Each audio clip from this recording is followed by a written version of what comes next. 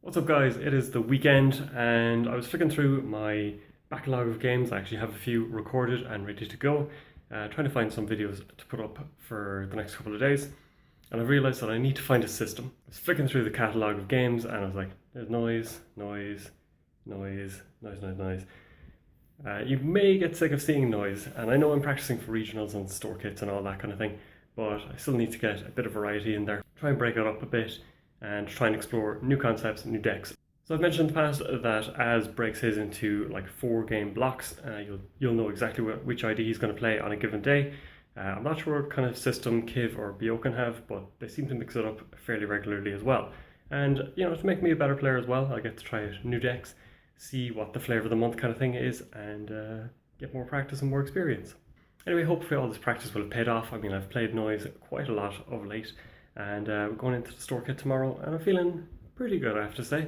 I think I've done the practice. I know the deck inside and out. I know what kind of approach I want to take, so fingers crossed. So today's the day, heading into the Spring Kit tournament, just waiting on the Lewis, which is running today. If you're Irish, you'll understand the calamity that's happening at the moment with all of that. But we'll get to see if all the practice has paid off now. We'll get to see how the decks are working out, if I've made the right choices, if I've horribly misjudged things. But yeah, it should be interesting. Looking forward to it. And yeah, I'll try and keep you posted throughout the day. Maybe on Twitter at Saber0001, little plug there. And we'll try and capture some footage along the way as well. It's very difficult when you're trying to play and record. You need to hire a dedicated cameraman. So it has started to rain. Hopefully that's not a sign of things to come. But yeah, looking forward to it. It's interesting. My whole Twitter and Facebook feed is full of people talk about regionals, and here I am getting a bit nervous about a Spring Kit tournament when I have pretty much everything I need from it already. But yeah, it should be a good day out, and then Bangor next week.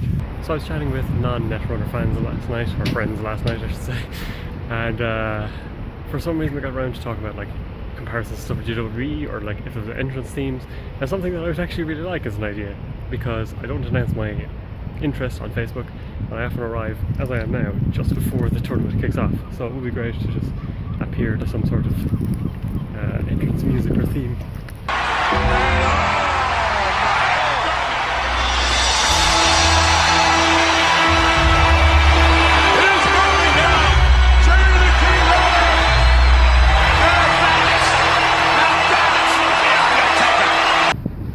What's up guys, we are done and dusted.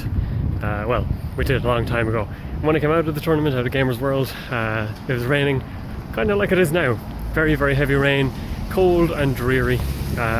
Pathetic fallacy at its finest. A lovely demonstration of it.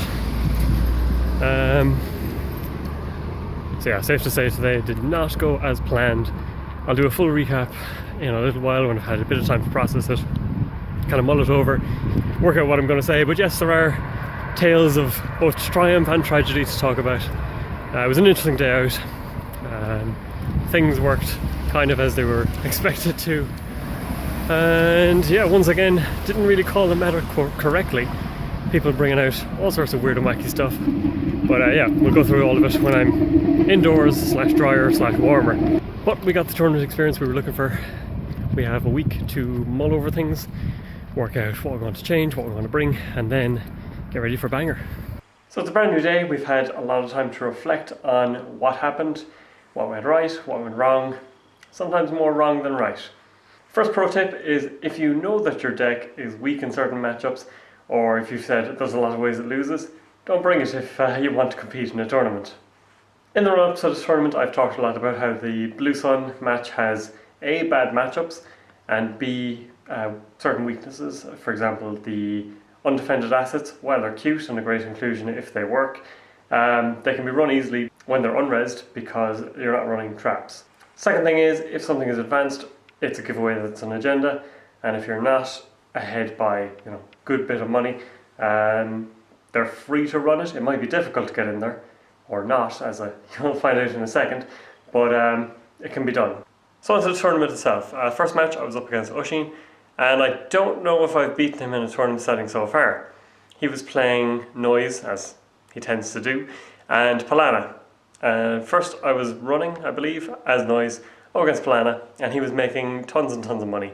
just a ludicrous amount. Polana's really good for that, especially when you throw down wildside. When I eventually got it, I had to do quite a lot of hard drawing to get it, which was quite inconvenient.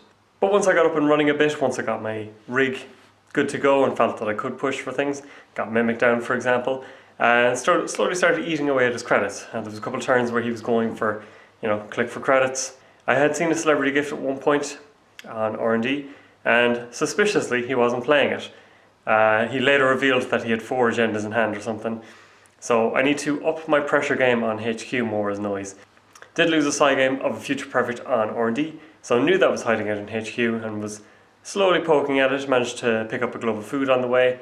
It was a very close match. Both of us ended up in a position where we could win it.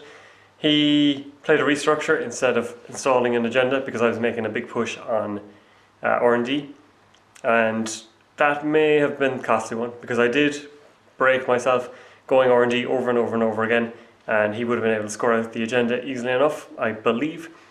So he was unfortunate in that way. He didn't see his Jacksons. I saw plenty of them as I was charging through R&D for my last Hail Mary run. Basically got 4 medium tokens up, was down to 1 credit, and was really wondering about running again. I was on my last click, and I wasn't worried about snare or anything like that, but I was concerned that I'd see a Future Perfect and it would just be heartbreaking. But in the end, after toing and froing a bit, I decided to go for it. 5th card down was the Nisa, so I managed to sneak out the win. Blue Sun against Noise was an interesting matchup as well. Managed to get things going nice and early. He was very unfortunate with viruses, things like that. Just seemed to find nothing. So I was able to keep all the pieces I want. I had a clone suffrage movement up and running, was getting back restructures when I needed them. And then came the ultimate turn, really. He decided to go for a wanton destruction. Spent all 3 clicks to go through, hit my Scorch, sure enough, but missed Salem's Hospitality and missed Sea Source. So he was on 4 cards. I was able to bounce back the Scorch to hand, which he knew was an issue, but with 4 cards I think he felt okay. But Salem's Hospitality, one of the few times it came in handy, was able to throw it down. He had previously injected and shown off an Archives interface that neither ended up in the bin nor played, so named that, chipped him down to 3 cards, and managed to close it out from there. Game 2 then was up against Owen from Cork, who I have mentioned in the past because of his tournament victories and interesting decks. Once again he was breaking out Haley, which was a bit of a surprise. I thought with Salem's Hospitality, or the threat of it at least, that he wouldn't be showing up with that, but apparently it's not been played enough. And so I was able to give him that tournament practice, or the experience of playing against it. At one point I did manage to hit a David, not so much the Chameleons unfortunately, but it was a very close game. He got a Film Critic down early, so that would have taken the punitive off the table. And I got a score of the Cleaners, which is the ideal one to start with. I was in the lead with money, had Clone Suffrage movement going again because he didn't feel that he could run it and trash it. He timed it perfectly. At one point I ended up kind of on a par with him in money, so he ran, got it then, and made the game much more difficult. At one point I did go for Sea Source, landed the Scorch, but before I could throw down anything else like a Scorch or a punitive, anything like that, he used Artis Conley, sacked a 3-pointer that he'd stolen, the real Hail Mary play, and fetched Blastcrete. So that put a dampener on things. He did keep the tag, which I kind of forgot about, which was a massive misplay on my part. Pretty sure I didn't have Scorch in hand. If I was to go back, check the memory bank, I really hope that I don't see a Scorch in there. But instead of drawing frantically for one of them, I drew and kind of needed to see like Sea Source, Scorch, or one or the other. I think I had Sea Source in hand, didn't have Scorch. But instead of drawing a second time thinking, oh, I need all my clicks to play these things, I just did money or whatever. And that ultimately cost me dearly. In the end, Haley was just able to make a ton of money. Braham, he was using it well, used it with David to be able to just keep recycling that. So Curtain Wall was redundant every time. I had Assassin on HQ that he could go through whenever he wanted. So it left a lot of servers very open. And in the end, yeah, he scored out a government takeover and already had a 3-pointer. So that was that. Then it was Noise against Polana, and again he was making quite a bit of money. He was on Grail, which 2 virus mills early gave it away. So I saw 2 Merlins in the bin. That made me feel a bit better about things. but it did get very expensive to run anywhere really. Took out Faust fairly early, so that hurt, but I had a second one in hand, so got that down, got Mimic down, had lost 2 Corroders I think.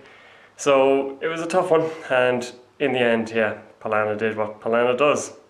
In truth, I can't remember a lot about this side of the game. I think it was a close enough match, but I don't think I got points on the board. I think I just managed to put a bit of pressure on him, but yeah, he's too good for just putting a bit of pressure on him. So yeah, in the end, 2-0 loss.